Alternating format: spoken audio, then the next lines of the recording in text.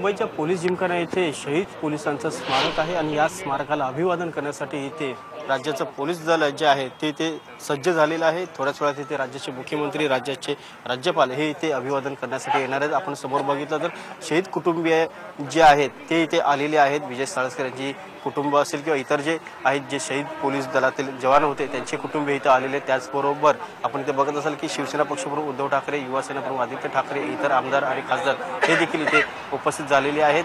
थोड्याच वेळात इथे राज्यपालांचं आगमन होणार आहे, मुख्यमंत्र्यांचं आगमन होणार आहे। त्यानंतर इथे शहीदांना आदरांजली वाहण्यात येणार आहे। आज 26/11ला 8 वर्ष पूर्ण होत आहेत आणि 8 वर्षानंतर ही आपण मुंबईकर खरोखर सुरक्षित आहोत का हा प्रश्न जो आहे तो सर्वसामान्य नागरिकांना आजही पडलेला आहे। कारण आपण आजही खरोखर सुरक्षित आहोत का? कारण आजही जर कुठल्याही प्रकारचा हल्ला झाला किंवा उद्या जर हल्ला झाला, संकट कधी सांगून येत नाही, कोणत्याही हल्ल्याला मुंबई पोलीस किंवा आपली सुरक्षा यंत्रणा ही तितकीच सक्षम आहे का हा हल्ला परतवून लावण्यासाठी किंवा हल्ला होण्याआधीच आपलं त्या हल्ल्यापासून सावध होऊ शकू का? तर त्याचं उत्तर जवळपास नाहीच आहे। कारण जवळपास 100% आपण खात्री देऊ शकत नाही की आपण खरोखर सुरक्षित आहोत का। तर ह्या सर्व गोष्टींसाठी आपण किती पूर्वतयारी केलेली आहे, आपली सुरक्षा यंत्रणा तितकी सक्षम आहे का? नुसतं CCTV लावून किंवा मेटल डिटेक्टर लावून आपण सुरक्षित होणार आहोत का? त्याचं योग्य मॉनिटरिंग होणं, इंटेलिजन्स इन्फॉर्मेशन जी आहे ती योग्य प्रकारे आपल्याला आणि सर्वात आधी मिळणं हे खूप महत्त्वाचे सोर्सेस आहेत।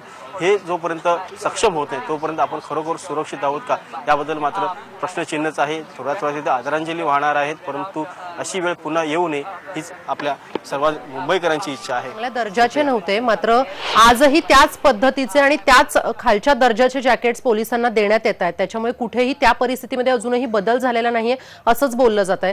काय माहिती मिळते आपल्यापर्यंत?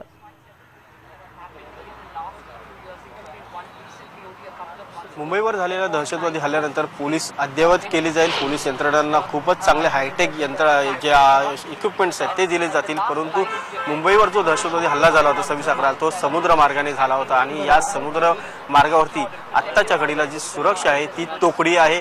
कारण जे मरीन पोलीस आहेत त्यांनी ज्या स्पीड बोटी दिलेल्या आहेत त्या देखील अपुऱ्या आहेत आणि अपुऱ्या दिलेल्या स्पीड बोटी देखील अर्ध्याहून अधिक ज्या आहेत त्या गंजलेल्या आहेत, खितपत पडलेल्या आहेत, त्यांचं योग्य प्रकारे पेट्रोलिंग देखील होत नाही अशी अवस्था आहे सध्या जमिनीवरची। आणि त्याचबरोबर सध्या जे दहशतवादी हल्ले जागतिक स्तरावरती होत आहेत ते खूप वेगवेगळ्या प्रकारे होत आहेत। म्हणजे ते जैविक असतील किंवा भविष्यात आण्विक हल्ले देखील होण्याची शक्यता आहे। परंतु या भविष्यात होणाऱ्या अशा प्रकारच्या कुठल्याही जैविक असेल, रासायनिक असेल किंवा आण्विक हल्ल्यांना मुंबई पोलीस असेल किंवा आपली सुरक्षा यंत्रणा असेल ती सक्षमपणे तोंड देऊ शकतील का?